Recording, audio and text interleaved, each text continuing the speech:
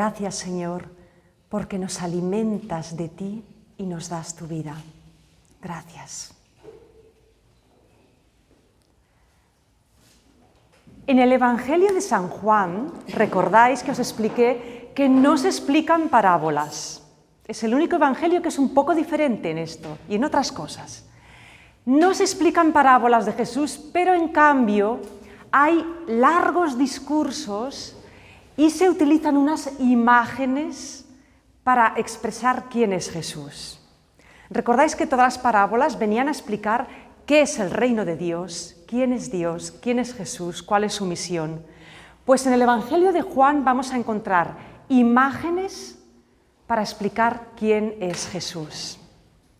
También recordaréis que el Evangelio de Juan es un evangelio que insiste mucho en averiguar quién es Jesús de verdad y en las dos dimensiones de la persona de Jesús. Jesús es Dios de verdad y es hombre de verdad. También recordaréis que en el Evangelio de Mateo había diferentes maneras de llamar a Jesús: Hijo del Hombre, Hijo de David, Hijo de Dios, ¿lo recordáis? Bueno, pues en el Evangelio de Juan encontramos más de 20 veces una expresión fundamental en la Biblia, que es la frase yo soy. ¿Qué es yo soy en la Biblia? Yo soy, es el nombre de Dios.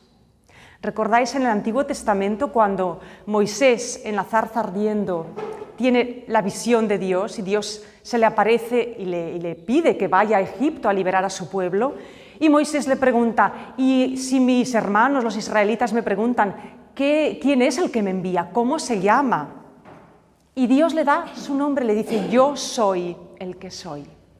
Yo soy es el nombre de Dios. Y en el Evangelio de San Juan vamos a ver más de 20 veces que Jesús utiliza esta frase dirigida a sí mismo, yo soy. Podéis imaginar que los judíos, los galileos, sus discípulos, cuando lo oían pronunciar yo soy con esa firmeza, se debían quedar temblando, pensando, Jesús nos está diciendo que Él es Dios. Y claro, esto admiraba, sorprendía y a muchos los asustaba. Y es en parte una de las razones por las que las autoridades judías decidieron matar a Jesús. Yo soy. En el Evangelio de Juan, ya os he dicho, aparece más de 20 veces. A veces simplemente la frase yo soy yo. Otras veces aparece la frase en un lugar. A donde yo voy o donde yo estoy, vosotros no podéis venir, pero un día estaréis. ¿Dónde es ese lugar donde Jesús está o irá y los demás no pueden seguirlo? Es el lugar de Dios, es el cielo. Pero después el yo soy aparece asociado a unas imágenes mesiánicas de Jesús como Mesías, como enviado de Dios. Y estas son las imágenes que aparecen en todo el Evangelio de Juan, hay 7, y las vamos a ver en la clase de hoy porque son muy importantes. Yo soy el agua viva, yo soy el pan bajado del cielo, yo soy la luz del mundo, yo soy la vid y vosotros los sarmientos, yo soy el camino, la verdad y la vida, yo soy el buen pastor, yo soy la resurrección y la vida. ¿Os suenan, verdad, todas estas frases? Todas aparecen en el Evangelio de Juan. Vamos a ver al menos hoy 4 que son muy importantes y explicaremos un poquito de las otras. ¿Qué significan estas imágenes que Jesús se aplica a sí mismo? Pues vamos a empezar por el agua que es el elemento vital, el fundamento de la vida. El agua aparece en la vida de Jesús desde el principio hasta el final. Cuando Jesús empieza su vida pública, ¿dónde la empieza? En el Jordán, bautizándose. Poco después va a Caná a una boda y convierte el agua en vino. Poco después lo vamos a encontrar junto a un pozo pidiéndole agua a una mujer samaritana. Jesús va a hacer milagros, va a curar enfermos junto a unas piscinas de purificación en Jerusalén. ¿Recordáis la piscina de Siloé, la piscina de Betesda? El agua purificadora. En la última cena con sus amigos, ¿qué va a hacer Jesús? Se va a ceñir una toalla, cogerá una palangana de agua y lavará los pies a sus discípulos. Y aún en el último momento, ya muerto, ¿qué ocurre con Jesús ya clavado en la cruz y acabado de morir? Que un soldado le atraviesa el costado y ¿qué sale del costado?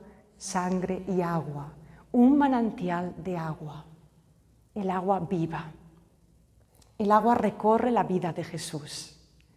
¿Y qué significaba el agua en la antigüedad? El agua, todas las religiones del mundo le dan mucha importancia al elemento agua. El agua es la vida. El agua de manantial para beber es básica para los seres humanos. El agua es el elemento de la purificación, para lavarse, para estar puro, antes de hacer un sacrificio, una ofrenda, una ceremonia religiosa. El agua de esas piscinas que hemos dicho era para que la gente se purificara antes de las grandes fiestas. El agua da la vida, el agua purifica, el agua de los ríos riega la tierra. Allí donde hay agua hay vida, se puede cultivar la tierra, hay cultivos, hay riqueza. El agua es el elemento de la fertilidad. Pero el agua también es un elemento peligroso. El agua del mar, las tempestades. El mar es una gran autopista, un lugar de transporte y de comunicación, pero cuando el mar se embravece, ¿qué es? Es un lugar de muerte.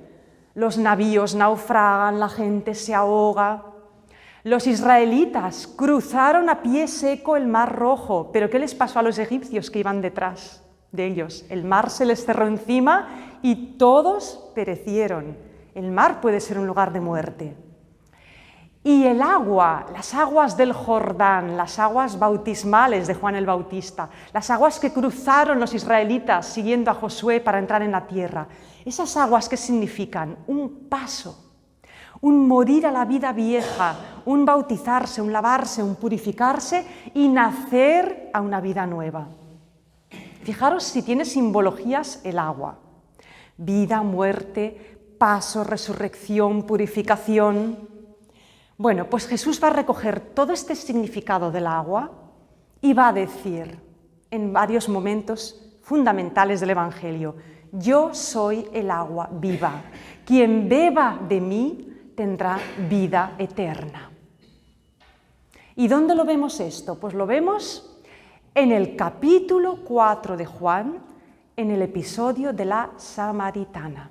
¿Recordáis este episodio? Juan y sus discípulos regresan a Galilea, camino de Samaria, territorio hostil a los judíos. Es mediodía, hace calor porque estamos ya a principios de verano, las mieses ya están espigadas. Y mientras los discípulos van al pueblo a buscar comida, Jesús se sienta a la sombra de un árbol junto a un pozo que había cavado el patriarca Jacob para abastecer de agua al pueblo cercano. Se acerca una mujer del pueblo con un cántaro para llenarlo del pozo. Y Jesús le pide de beber: por favor, dame de beber. La mujer se lo queda mirando con mala cara. Recordáis la escena, ¿verdad? ¿Y tú, un judío, me pides a mí, que soy una samaritana, de beber? Ya sabéis que judíos y samaritanos, y los galileos también eran como los judíos, estaban muy enemistados por temas religiosos, temas políticos. No se podían ni ver, ni hablarse. Y bueno, pues la mujer, con sus prejuicios, le dice a Jesús: ¿cómo me hablas? ¿Cómo te dignas ni siquiera hablarme? Y Jesús le dice: ay, si supieras quién te está hablando, serías tú la que me pedirías agua a mí. Jesús está hablando en un plano, la mujer en otro. Pero vamos a ver cómo se van acercando. Tú me vas a dar agua a mí, pero si no tienes con qué sacarla del pozo. Y le dice Jesús: yo tengo un agua que si te la doy de beber, nunca más tendrás sed. ¿Y eres tú más que nuestro padre Jacob, que cavó este pozo para darnos de beber? ¿Quién eres tú? Y Jesús le dice: el agua que yo te puedo dar te saciará para siempre. Tú ahora coges agua y tendrás que volver a buscar más, porque se te saciarás y tendrás sed. Pero el agua que yo te dé, esa agua, nadie más nunca tiene sed. ¿De qué agua le está hablando Jesús a la mujer? La mujer empieza a atisbar que ahí hay algo más y dice: Señor, dame de esa agua que tú tienes. Quiero esa agua, no quiero tener que volver al pozo cada vez. Está empezando a entender algo. Entonces Jesús le dice, bien, llama a tu marido, ven y os daré agua.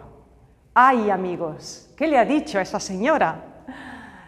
La mujer le dice, Señor, no tengo marido. Y entonces Jesús hace un comentario profético. ¿Por qué profético? Porque sabe lo que nadie le ha dicho. Tienes razón, mujer, no tienes marido, y el hombre con el que vives ahora es el quinto con el que has estado viviendo. Entonces la mujer entiende que realmente ese desconocido que se ha parado junto al pozo es alguien más. Señor, veo que eres un profeta. Ahora la mujer ya no lo desafía, ya no lo reta, empieza a tratarlo con respeto y le hace una pregunta. Le hace una pregunta, no una pregunta tonta, no le pregunta sobre dime qué pasará en el futuro, no, le hace una pregunta religiosa, trascendental. Dime, Señor, nosotros los samaritanos creemos que hay que adorar a Dios en nuestra montaña sagrada, el monte Garizim, pero los judíos insistís en que solo en el templo de Jerusalén y solo en el templo. ¿Cuál es el lugar sagrado de verdad? ¿Dónde hay que adorar a Dios? Y Jesús le contesta, ¿recordáis? Te digo, mujer, que llegará el día en que ni en el templo de Jerusalén, ni en vuestra montaña sagrada, sino que tendréis que adorar a Dios de verdad, en espíritu y en verdad. Ni en un lugar ni en otro, en cualquier lugar, pero en espíritu y en verdad. La mujer queda impresionada y comprende que ya no es una cuestión de discusión sobre lugares sagrados. A Dios hay que adorarle de otra manera, con el corazón, como decían los profetas, recordáis a Jeremías, me adoraréis con el corazón, mi ley quedará inscrita en vuestros corazones. Ya no harán falta más templos ni lugares santos, el verdadero lugar santo es el alma de cada persona.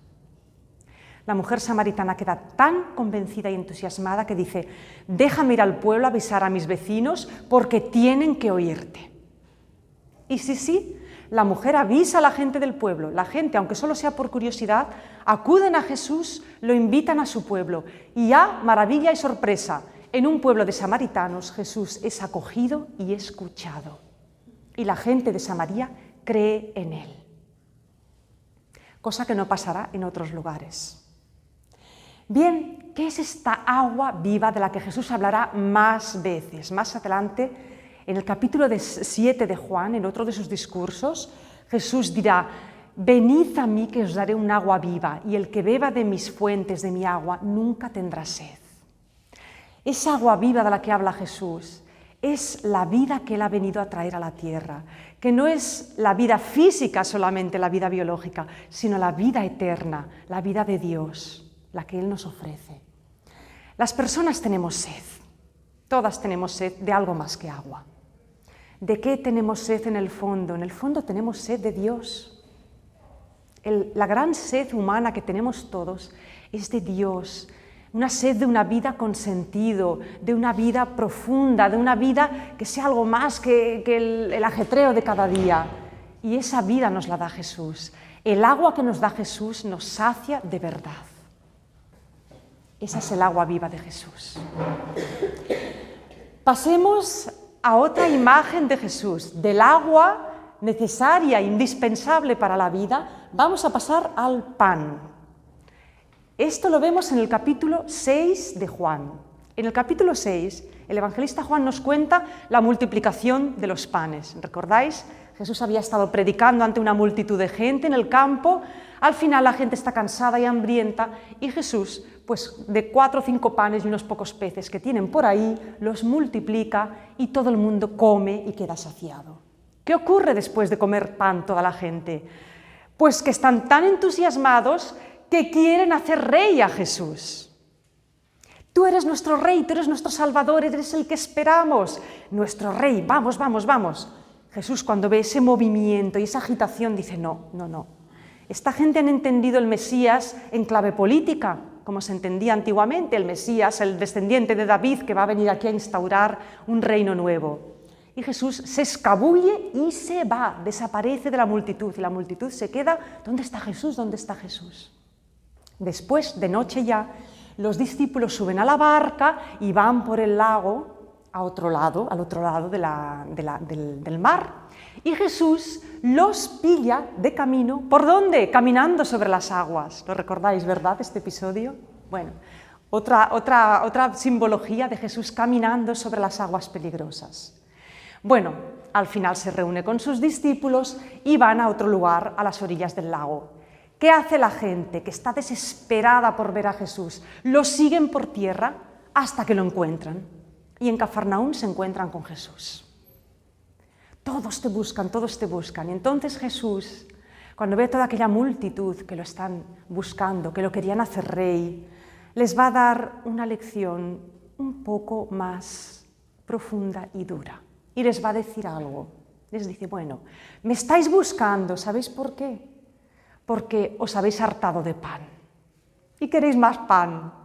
Queréis comida, y aquí os doy pan. Acabo con vuestra hambre. Ay, ¿recordáis la tentación en el desierto? Convierte las piedras en pan y todos te seguirán. Ahí la tenía Jesús la tentación otra vez. Y Él les dice, os habéis hartado de pan. Este no es el pan que necesitáis. Hay otro pan que sacia de verdad, el pan del cielo. Tenéis que trabajar no por este pan que lo coméis y luego volvéis a tener hambre, tenéis que trabajar por el pan del cielo. Y la gente le pregunta, bueno, ¿y cuál es ese pan del cielo? ¿Qué tenemos que hacer? Y Jesús les dice, mirad, el pan del cielo empieza por creer en aquel que Dios ha enviado. Creed en mí. Entonces la gente se pone un poco ya como Tomás, incrédula. ¿Y qué haces tú para que creamos en ti? Increíble. Acaban de comer pan el día antes, multiplicado a miles de personas, y le están pidiendo a Jesús una prueba. Danos una prueba para que creamos en ti. Y Jesús les dice, ¿queréis pruebas? Bueno, cuando Moisés iba por el desierto y los israelitas muertos de hambre protestaban contra él y no querían creer en él, ni en Dios, ni en nada, Dios envió una prueba. ¿Y qué hizo? Les envió el maná del cielo y les dio de comer a todos. Bien, pues aquí tenéis la prueba. ¿Queréis pan del cielo? Yo soy el pan bajado del cielo. Quien come de este pan tendrá vida eterna. Ay, amigos, ¿Él es el pan bajado del cielo? ¿Él es el maná? ¿Cómo vamos a comer de Él? ¿Qué es esto? ¿Qué significa todo esto? Y Jesús insiste, quien come de este pan tiene vida eterna. Yo soy el pan bajado del cielo. Yo sé de dónde vengo del cielo, vengo del Padre, y soy el pan que necesitáis. ¡Ay, qué duras son estas palabras! No hay quien las entienda. Y dice el Evangelio, muchos de los que le seguían se echaron para atrás y dejaron de seguirle. Y dijeron, uy, esto no. Entonces Jesús se dirige a sus discípulos, a los 12. ¿Qué? ¿Vosotros también os queréis ir? ¿Os parecen duras estas palabras? ¿No entendéis nada? ¿Queréis marchar? ¿Qué le contesta Pedro? Señor, ¿y a quién vamos a ir? ¿A quién acudiremos? ¿A quién seguiremos? Solo tú tienes palabras de vida eterna. ¿Entendía Pedro lo que le estaba diciendo Jesús? Intuía que la palabra de vida estaba en él, el pan de vida. Yo soy el pan de vida. ¿Qué hace Jesús hoy con nosotros? Jesús sigue siendo nuestro alimento. Cada vez que vamos a la misa, en la Eucaristía, Jesús se está multiplicando en miles de pedacitos de pan para darnos su pan, para darnos su vida. Hay un pan que es el pan de cada día, el pan básico, nuestro sustento. Pero Jesús le dijo al diablo, no solo de pan vive el hombre, necesitamos otro pan las personas, el pan de la palabra de Dios. Le necesitamos a Él. Y Él se nos da. En la Santa Cena, la última cena, San Juan no lo explica, pero los otros evangelistas sí. Tomad, esto es mi cuerpo, este soy yo, esto es mi vida. Tomad y comed, comeos mi vida. Yo vengo de Dios, si coméis mi pan, vais a tener mi vida, que es eterna. Comed de este pan, comed de mi palabra, Recordáis los profetas que comían la palabra de Dios y les sabía dulce en la boca y les encendía fuego adentro. Comamos del pan de Dios y lo tenemos tan fácil hoy, tan fácil. Qué bien nos lo ha dejado Jesús para tenerle ya no a nuestro lado, dentro de nosotros, el pan de vida.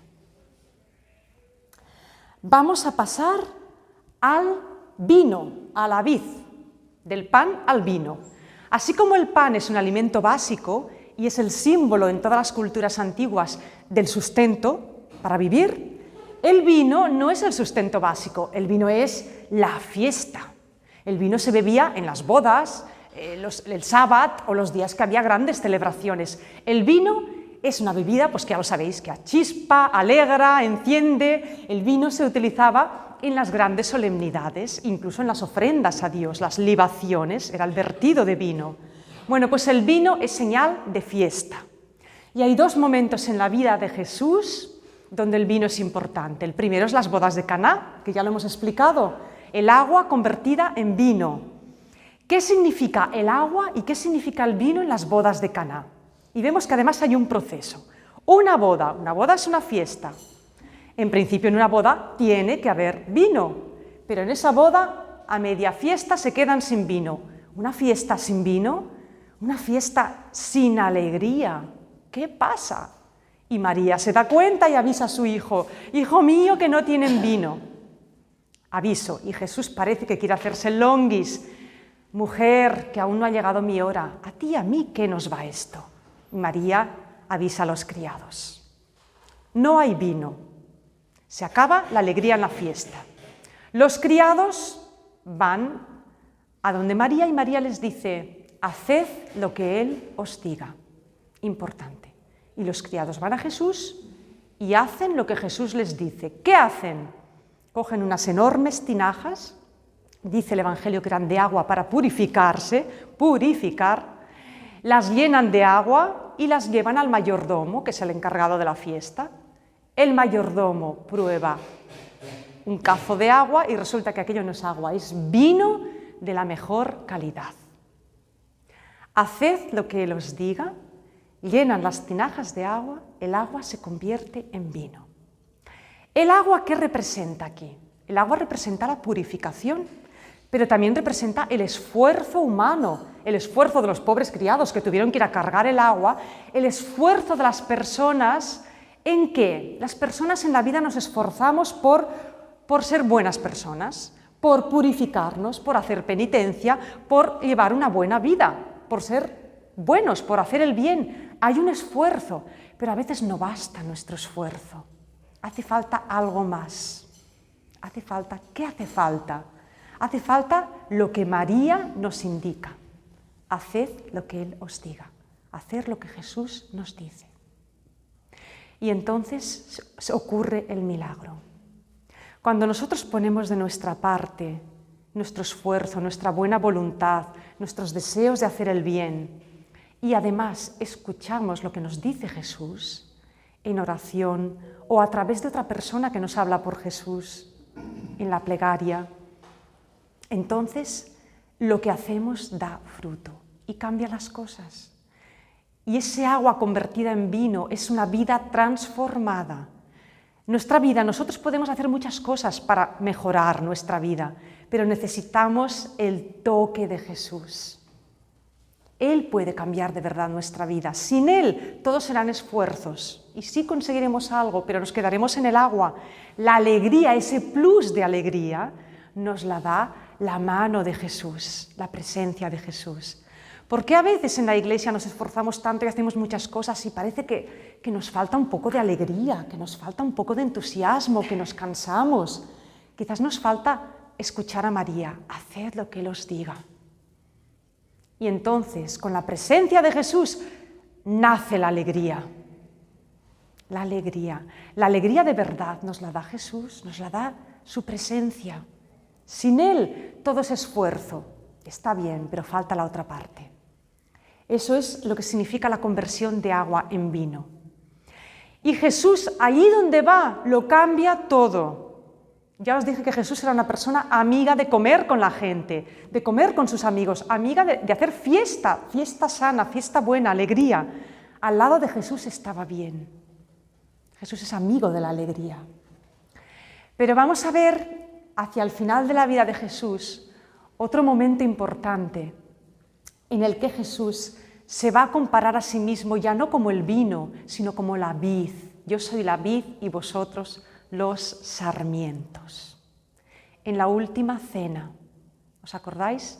En la última cena, justamente el Evangelio de Juan lo explica, es en el capítulo 15. El capítulo 15 empieza así: yo soy la vid y vosotros los sarmientos. ¿Qué significa esto? La vid. Para un israelita, la imagen de la vid la tenía metida aquí. ¿Os acordáis del profeta Isaías? Isaías tiene un poema precioso que es el canto de la viña. Mi amigo tenía una viña, la cavó, la podó, la abonó con todo su cariño, y cuando fue a recoger el fruto no encontró uva dulce, encontró agrazones. ¿Qué hará mi amigo con esa viña? La dejará, la abandonará y dejará que los otros, los enemigos, la pisoteen, la devasten y los animales la pisen. ¿Qué es la viña para el antiguo Israel? La viña es el pueblo de Israel. La viña es el pueblo elegido, el pueblo que hace alianza con Dios. Dios es el viñador que la cuida, la acompaña, le da sus dones. Y ese pueblo no da buenos frutos, no da frutos de buenas obras. No cree, es infiel, se cansa, se deja. La vid que no da buen fruto es el pueblo que se ha estropeado. Y Jesús recogió esa imagen de Isaías y explicó la parábola de los viñadores homicidas. Esos viñadores que sí recogen fruto, pero se lo quedan ellos y no se lo quieren dar al amo de la viña. ¿Qué hará el amo de la viña? Pero ahora Jesús nos está diciendo, bueno, la viña es el pueblo de Israel, pero ahora dice, yo soy la vid. Yo soy el pueblo. Yo me encarno en el pueblo, yo formo parte de este pueblo elegido. Nos está diciendo, yo soy uno de vosotros, yo soy esa viña elegida del Señor. Y conmigo esa viña nunca más será arrancada, porque esa viña sí o sí dará fruto. Si Jesús se empelta, se inserta en la viña de Israel, esa viña está salvada. Claro que dará fruto. Pero ¿qué pasa con las viñas? ¿Alguno de vosotros ha trabajado o ha tenido viñedos o conoce a alguien un poco del cultivo de la viña? Mi abuelo tenía una finca donde durante muchos años hubo viña. Y mi madre de niña iba a ayudar a los campesinos que trabajaban en la viña. Bueno, pues la viña es un cultivo muy sufrido, que a la que haga un poquito de sol y lluvia enseguida da fruto. Pero la viña hay que cuidarla mucho, mucho. Es un cultivo que pide trabajo. Y uno de los trabajos más duros de la viña, que a mi madre le tocó hacerlo también, era lo que en catalán se llama esporgar ceps, podar las vides. Porque las vides echan ramitas y brotes por todas partes y hay que podarlas muy bien, y es muy entretenido y muy trabajoso porque la leña de la vid es muy dura. Entonces, la vid hay que podarla. Y hay que trabajarla, y hay que abonarla, y hay que cavar la tierra para que no crezcan malas hierbas. Y ese trabajo de poda facilita que en la época de la vendimia haya fruto abundante. Bueno, pues si Israel es la vid del Señor, esa viña hay que podarla. ¿Qué es la poda de la viña? La penitencia, la purificación, las buenas obras, todo lo que hay que hacer para que esa vid dé fruto. Hay que podar esa vid, y eso lo explica Jesús en el Evangelio, en ese capítulo 15. A la vid, para que dé fruto, se la poda, y si es buena vid, se la poda más. Quiere decir, seguidores míos, la vida os va a podar, necesitáis poda, necesitáis pulir vuestra vida, necesitáis hacer esfuerzo. Pero además el que dice, vosotros sois los sarmientos, permaneced en mí. ¿Qué pasa si cortamos una rama de la vid? Esa rama se seca y ahí no va a haber ni uva, ni hoja, ni nada. Si cortamos una rama de un árbol, la rama se seca y se muere. Y Jesús nos dice, vosotros sois las ramas, los sarmientos, permaneced en mí, no os desgajéis, no dejéis que nadie os corte, bien arraigados en mí, pegaos a mí, porque si estáis arraigados en mí, vais a dar fruto, yo os voy a transmitir mi savia, mi vida. Jesús está llamando a sus discípulos a la unidad. Permaneced no conmigo, en mí. Es más profundo todavía, en mi amor. Y si permanecéis en mi amor, permaneceréis en el amor del Padre, porque el Padre y yo somos uno y estamos así de unidos. Estar unidos a Jesús es estar unidos a Dios, es estar directamente enchufados a la fuente de la vida, de la vida de la vida. ¡Qué imagen más hermosa! Esta imagen de la vid y los sarmientos es una imagen preciosa de lo que es la Iglesia. ¿Queremos dar fruto en la Iglesia? Sarmientos bien insertados en la vid. Y Jesús es la vid de la vida eterna, la vid que nunca será arrancada. Así que nosotros, bien agarraditos a Él, es lo único que tenemos que hacer y crecer en Él y con Él. Todos juntos formamos una sola familia, una sola viña. Todos formamos parte de esa misma vida que nos da Jesús. Este es el sentido profundo de la vid. El vino de la alegría, la vid de la vida que nos da Jesús. No me digáis que no son imágenes preciosas, que las comprendemos de inmediato. Y a veces cuando se habla de la unidad en la Iglesia, pienso, es que Jesús nos lo dice siempre. La vid, la viña, si nos separamos, nos secamos, nos morimos. Se nos muere el alma, se nos seca la espiritualidad. Unidos a Jesús siempre. Y vamos a pasar a otra imagen, que es la imagen del pastor. Otra imagen muy querida por los judíos, por los israelitas y por todos los pueblos de la antigüedad. Y ahora os lo voy a explicar. Mirad, en la antigüedad, la imagen del pastor, sobre todo en las culturas agrarias, como la cultura judía, que vivían, su economía en buena parte dependía de los rebaños de ovejas, cabras, vacas. Bueno, pues en estas culturas tan agrarias y pastoriles, la imagen del pastor era muy importante.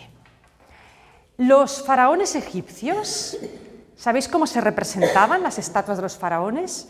El faraón con un cetro y un cayado de pastor. Los reyes en Mesopotamia, los reyes sumerios, asirios y babilonios, se decía en los poemas regios que eran los pastores de su pueblo. Los reyes de Israel eran los pastores del pueblo. El pueblo, la gente, es la grey, el rebaño, y el rey es el pastor. La obligación de todo buen rey, ¿cuál era?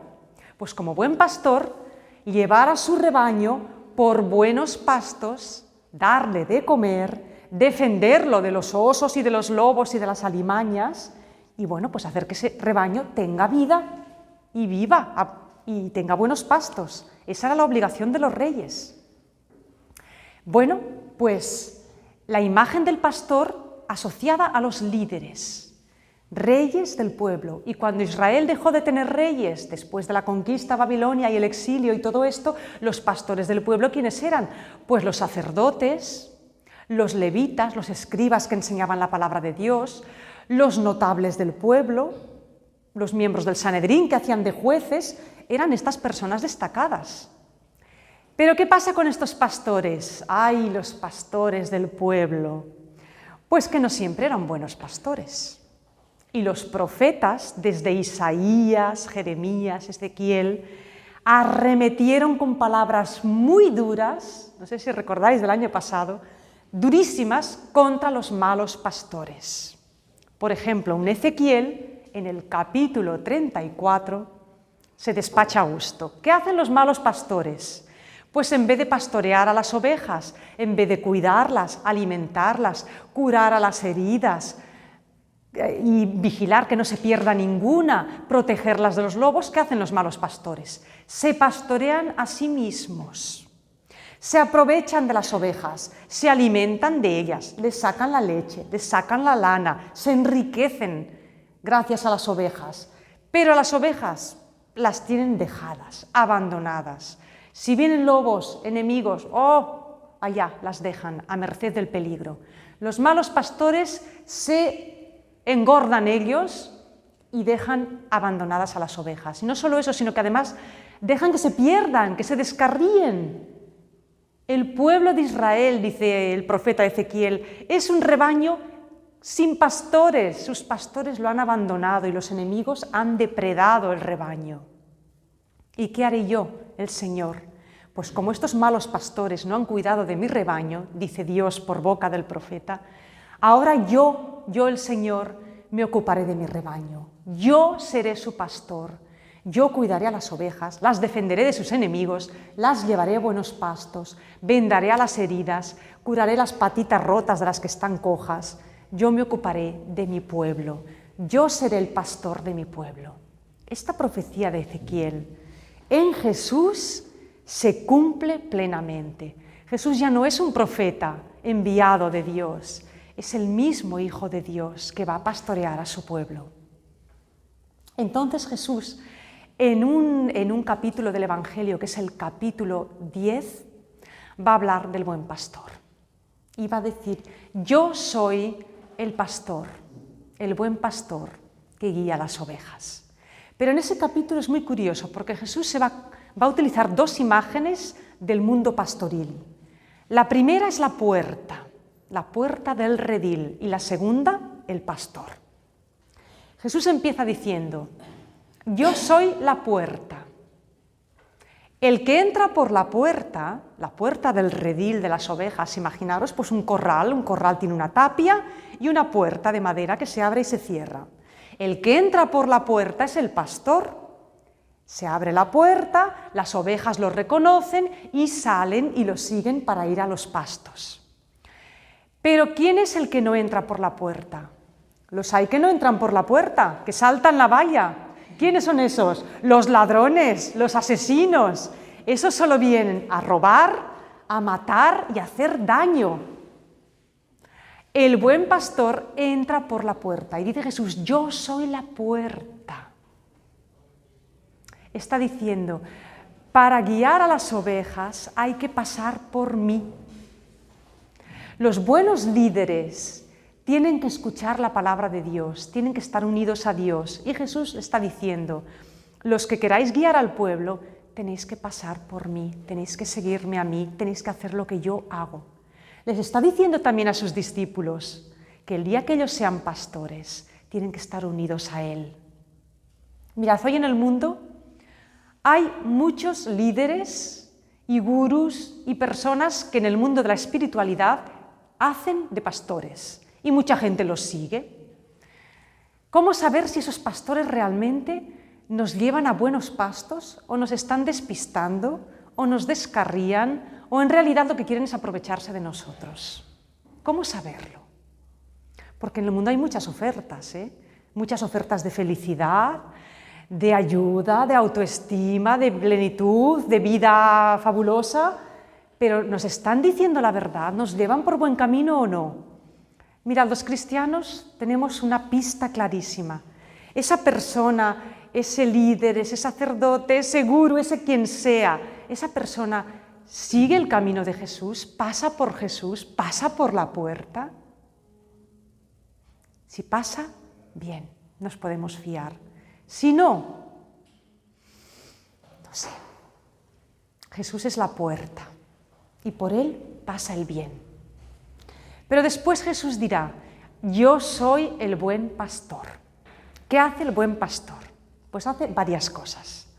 El buen pastor lo primero que hace es que conoce a sus ovejas, una por una. Los pastores ya pueden tener un rebaño de 300 o 400, las conocen a todas y les dan su nombre. Cada oveja tiene su nombre y su carácter, su personalidad. Cada oveja es única. Jesús nos conoce a todos por nuestro nombre. Para nosotros para Jesús no somos una masa, no somos una multitud, somos cada uno de nosotros. ¿Qué quiere decir que conoce a sus ovejas? Mirad, en la Biblia, en hebreo y en arameo, el verbo conocer es el mismo verbo que se utiliza cuando un hombre se acuesta con una mujer. Conocer es igual a amar, íntimamente. tener relaciones íntimas con una persona. Conocer igual a querer, amar. Es un conocimiento muy profundo. Quien ama, conoce. Y quien conoce, ama. ¿Queréis conocer profundamente a una persona? Queredla. A veces pensamos, primero tengo que conocer y luego amaré.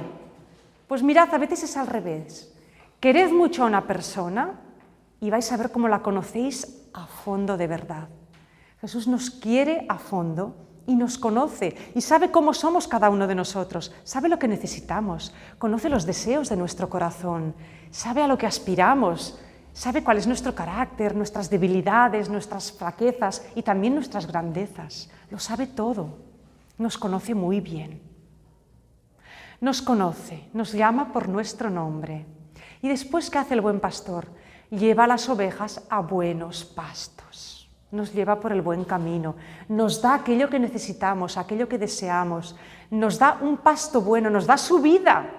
Ese pastor, resulta que ese pastor se convierte en pasto, el pan de vida. Comedme a mí, dice Jesús, yo os alimento con mi vida. ¿Para qué?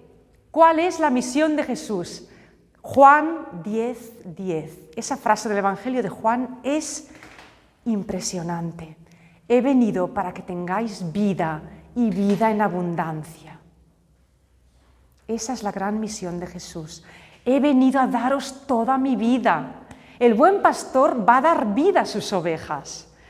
Los pastores normales, ¿qué hacen con las ovejas? Las cuidan, las llevan a buenos pastos, las defienden de los lobos, pero luego, ¿qué hacen con las ovejas? Las esquilan, las ordeñan y las sacrifican y se comen la carne. Pero aquí tenemos un buen pastor que no solo no se aprovecha de sus ovejas, no las esquila, no las ordeña, no las sacrifica, sino que vamos a ver un pastor que ya no solo se va a convertir en el pasto de sus ovejas, sino que va a convertirse él en el cordero llevado al matadero. Ese pastor va a morir él para que sus ovejas vivan. No voy a criar a mis ovejas para que las mate alguien un día. No, yo voy a morir por mis ovejas. El buen pastor, dice Jesús, da la vida por sus ovejas. Y aquí ya saltamos de plano. Un pastor del mundo que tiene su rebaño, esas ovejas al final van a acabar todas en el matadero. Pero el buen pastor que es Jesús, que es el pastor de nosotras, ovejas humanas, el buen pastor no es el que da la vida por sus ovejas. ¿Cómo empezó el Evangelio de Juan a orillas del Jordán? Juan Bautista señalando a Jesús. Ese es, ¿quién? El Cordero de Dios, que quita el pecado del mundo. Jesús va a acabar su vida siendo ese Cordero sacrificado. ¿Para qué? Para dar su vida. ¿Por qué? Por amor. La muerte de Jesús, ya os lo dije, humanamente hablando es una muerte cruel, injusta, atroz. Jesús sabe que lo van a matar, sabe que un amigo lo va a traicionar, que las autoridades judías están detrás de él, ya lo hemos hablado, sabe que va a acabar mal.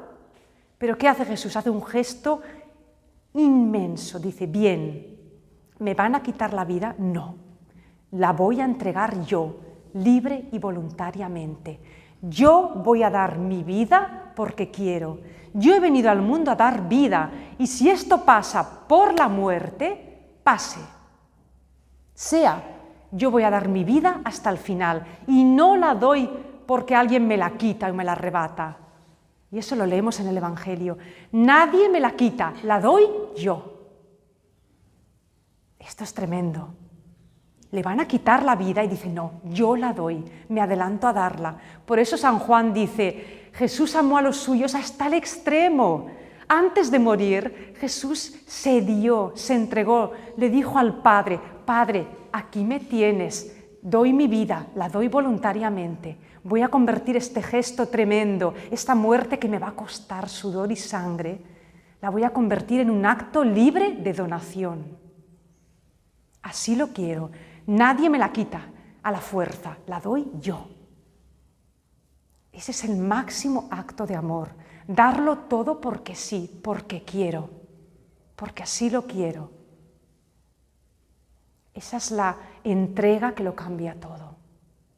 Esa es la fuerza del amor tan inmenso que supera la misma muerte. Porque sí, a Jesús lo mataron, y bien muerto, hasta clavándole una lanza que hizo salir sangre y agua de su cuerpo. Pero ¿qué pasó al cabo de 1 día y medio? Que resucitó. Había tanto amor en él, tanta vida, la vida de Dios, que ni la muerte, ni las espadas, ni las cruces, nada puede con esa vida.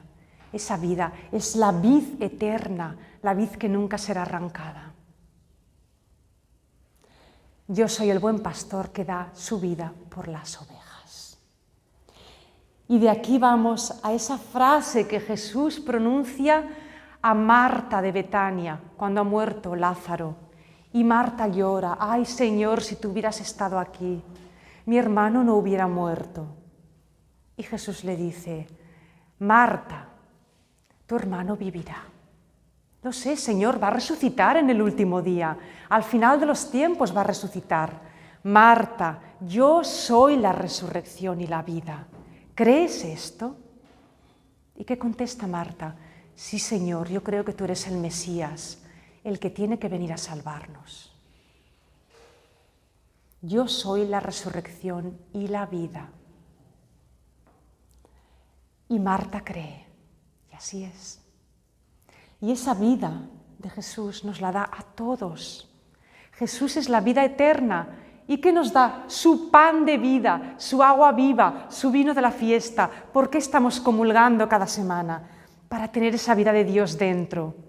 Y esa vida de Dios significa que todos vamos a morir como Jesús, pero todos vamos a resucitar como Jesús. No sabemos cuándo ni cómo, pero en cuerpo y alma. Segurísimo. Si no lo creemos, no estamos creyendo a Jesús. Y cuando Él dijo: mirad, creed, creed, esta es la obra que quiere Dios, creed en mí, creed en lo que os digo, fiaros de mí, fiaros. ¿Qué más pruebas os puedo dar? Que he dado la vida por vosotros, me han matado y he resucitado. ¿Qué más pruebas necesitamos para creerle? El agua, el pan, la vid, el pastor, la vida. Nos hemos dejado la luz y el camino. Bueno, muy brevemente. Yo soy el camino, la verdad y la vida. Eso lo dijo Jesús en la última cena también, en el capítulo 14.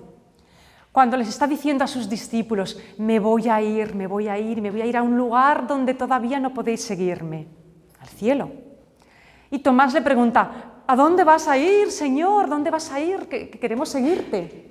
Y entonces Jesús les dice: yo soy el camino, la verdad y la vida. ¿Queréis seguirme? Seguidme a mí, haced lo que yo hago, seguid mis pasos. El camino, la verdad y la vida.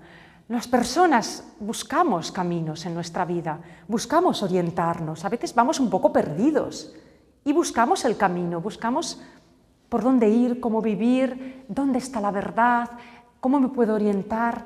Jesús, es Jesús, no busquemos más. Hay mucha literatura de autoayuda, muchas filosofías, muchas cosas, muchas ofertas, ya os lo he dicho antes. Jesús es Él, el camino, la verdad y la vida. No necesitamos buscar más. Sumerjámonos en el Evangelio, en la oración con Él, conozcámosle a fondo. En Él están todas las respuestas. Él es el camino. Vamos a acabar con la luz. Jesús dijo que yo soy la luz del mundo. Os voy a explicar una cosa que seguramente no habéis escuchado nunca. ¿Cuándo dijo esto Jesús de la luz del mundo? Lo dijo en una fiesta muy importante de los judíos. Una fiesta que era la fiesta de las tiendas, una fiesta que era la fiesta de otoño. Perdón, no era la fiesta de las tiendas, era la fiesta de la dedicación del templo, la segunda dedicación del templo de Jerusalén. Era la última fiesta, una fiesta de casi invierno, de finales de otoño. Es aquella fiesta, ¿recordáis cuando os expliqué la historia de los macabeos? Que el templo había estado profanado, Judas Macabeo reconquistó Jerusalén, volvieron a consagrar el templo y hubo un candelabro que no se acabó el aceite y estuvo prendido durante 8 días seguidos, ¿no? La luz que no se apagaba. Entonces, en la fiesta de la dedicación del templo es la fiesta de la luz para los judíos. Jesús fue a Jerusalén durante la fiesta de la dedicación, predicó en el templo de Jerusalén, en esa fiesta, en la que era la fiesta pues, de la luz, de la alegría.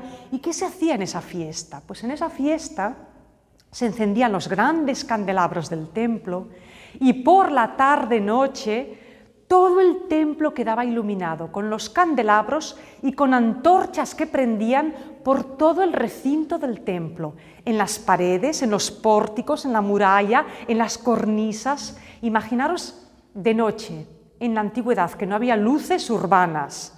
La única iluminación era la del templo, todo iluminado con antorchas y candelabros. Parecía una joya incandescente, como un oro, un templo precioso de oro en medio de la noche. ¿Y sabéis lo que decían los judíos? El templo de Jerusalén es la luz del mundo. El templo es la luz del mundo. La vivienda, la casa de Dios es la luz que ilumina el mundo y que da alegría al mundo. ¡Qué belleza más grande! Y va Jesús en esta fiesta, en medio de la celebración, empieza a predicar y a hablar a la gente, les empieza a hablar del Padre del cielo, de su unión con el Padre, y les dice: yo soy la luz del mundo. Está diciendo que Él es como el templo de Dios. El templo, el lugar de Dios. Yo soy el templo, la luz de Dios está en mí. Se está comparando con el templo y se está comparando con el mismo Dios, porque el templo es el lugar de la presencia de Dios. ¿Y qué mejor templo de Dios que el propio Jesús, que es la presencia de Dios viva en la tierra?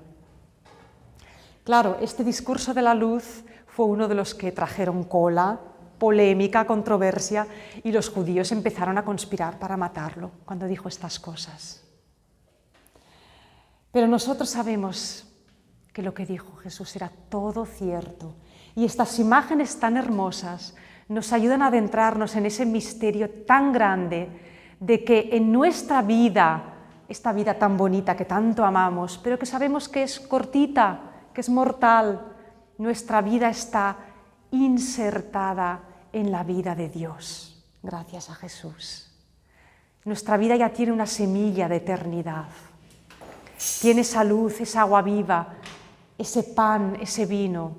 Estamos empezando ya nuestra vida eterna aquí.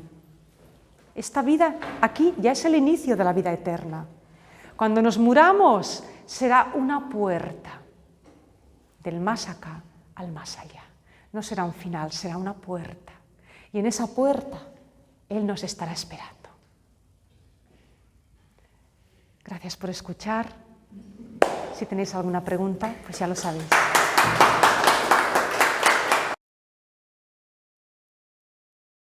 ¿Alguien tiene alguna pregunta, algún comentario?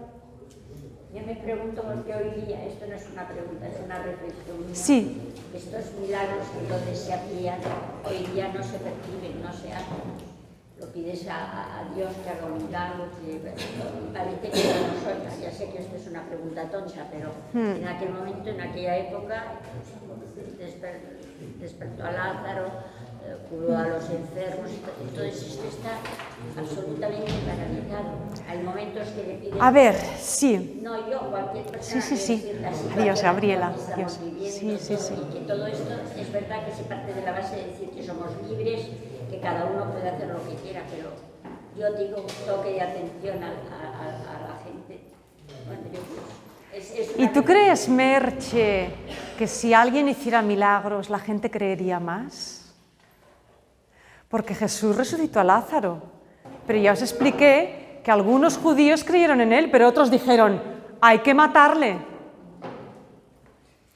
Jesús hizo muchos milagros, pero ¿qué les dijo a la gente? Es que no creéis, ay de ti Corozaín, ay de ti Betsaida, que con la de milagros que habéis visto y no creéis, multiplicó a los panes y al cabo de 2 días le estaban diciendo, ¿y qué prueba nos das?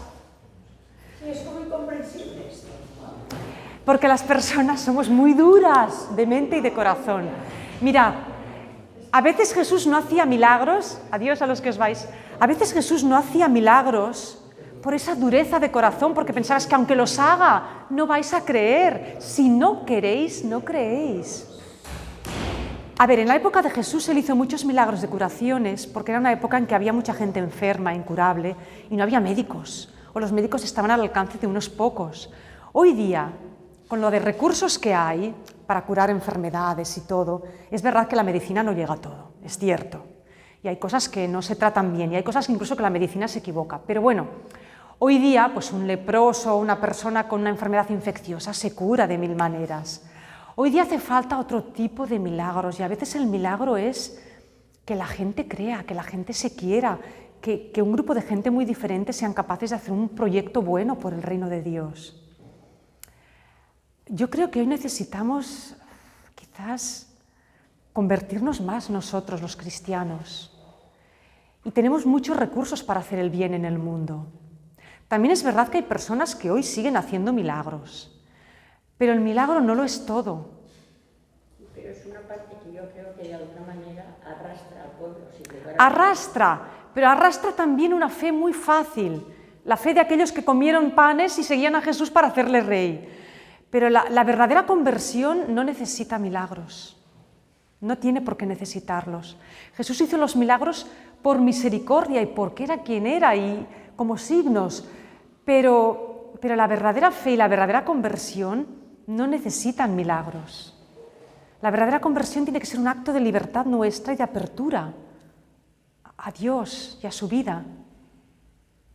Yo me pregunto, si hoy existiera una persona o un grupo que hablara así, lo meterían en un manicomio. No sé si lo matarían, pero lo meterían en un manicomio. Bueno, es que Jesús está loco. Lo querían matar, su familia pensaba que estaba loco.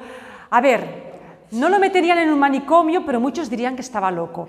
¿Por qué? Porque habría personas, como también las hubo en la época de Jesús, que tienen el corazón limpio y abierto y perciben que ahí hay algo bueno. Hubo gente que creyó en Jesús, poquitos, pero hubo gente que sí que creyó. Porque, a ver, las cosas buenas de Dios huelen bien, huelen a vida. Cuando tú hueles a algo bueno, es que si no tienes el corazón muy contaminado y muy cerrado, lo percibes. Por eso Jesús decía que teníamos que hacernos como niños. Mirad, los niños tienen un instinto infalible. Un niño, una persona buena, la huele al momento, huelen la buena energía. ¿Por qué los niños seguían a Jesús por todas partes? Eso lo dice el Evangelio, es un detalle muy curioso. Los niños seguían a Jesús, lo querían tocar, querían estar con Él, porque percibían esa buena onda, esa bondad, esa cosa buena. Y las personas lo bastante buenas, limpias de corazón, como para sentir ese olor a vida, ese olor a Dios, ese olor a bondad, lo seguían. Ahora, claro, si tú estás muy cerrado, muy metido, todos son pegas. ¿Y por qué dices esto? ¿Y por qué no sé qué? ¿Y por qué? Claro, entonces ya no te pones unas gafas y no ves, no entiendes, no crees, no oyes. Claro, y hay que creer que Dios hacía todo esto para que lo cumplieran al final y lo mataran, porque Él lo sabía. Mirad, a Jesús hay quien dice, ¿por qué tuvo que morir así? Si no hubiera muerto en la cruz, hubiera muerto de otra manera.